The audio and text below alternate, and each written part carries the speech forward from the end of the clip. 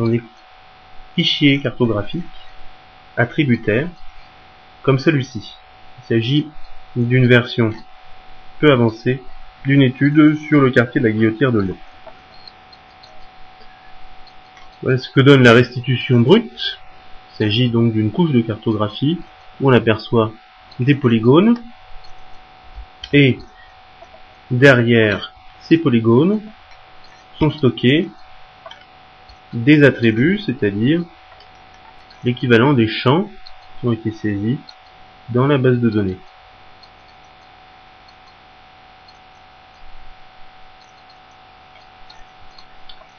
Il est possible de faire avec cette matière première de la cartographie thématique. Donc là, nous allons représenter deux champs de cette carte. Le champ phase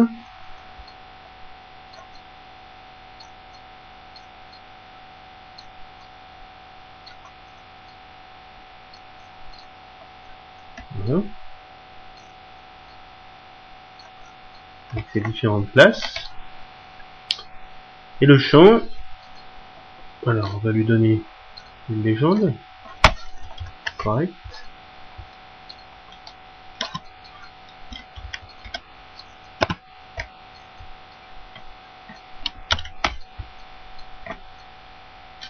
Voilà une première carte thématique.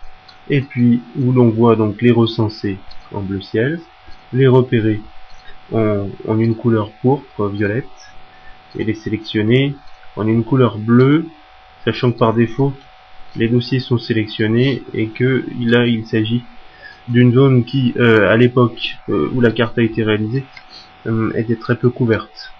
Donc, comme le dossier de présentation de l'étude était par défaut sélectionné, en effet la zone la plus large paraît sélectionnée. Et puis une deuxième représentation qui va consister à cartographier le champ justification du non-repérage.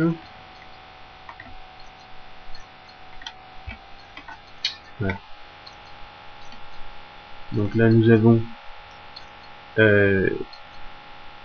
en bleu ici et là les monographies. Et on peut voir de quelle monographie il s'agit.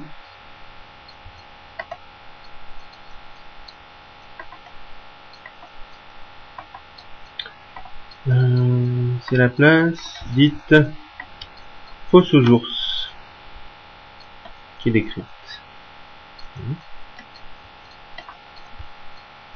Ensuite, en rouge, les opérations d'urgence.